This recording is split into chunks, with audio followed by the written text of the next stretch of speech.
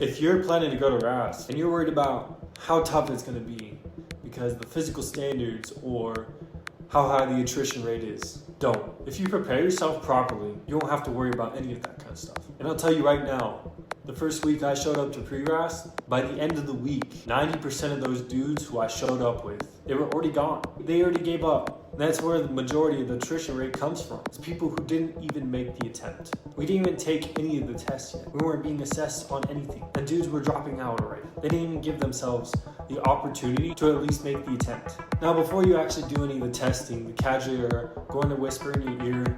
They'll be saying, it's going to be hard.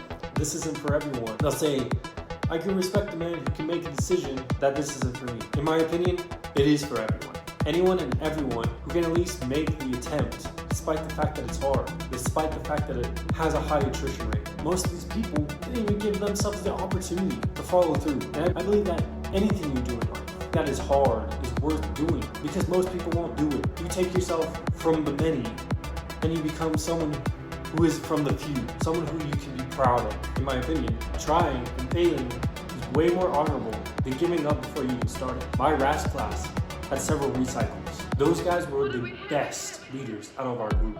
Those were the guys we relied on the most. The people who failed, but they didn't give up. These weren't the PT studs who were cruising through. So my advice to all of you would be, yes, it's going to be hard. Yes, you're going to have to meet the standard, but you can't achieve anything if you don't give yourself the opportunity to start. Don't be like the 90% of dudes who quit the first week because it was a little uncomfortable. I knew some of those dudes, and I knew for a fact that they could not only meet the physical standard, they could exceed it. They just got in their own heads. Give yourself the opportunity to embrace that uncomfortability and grow past it. So get started.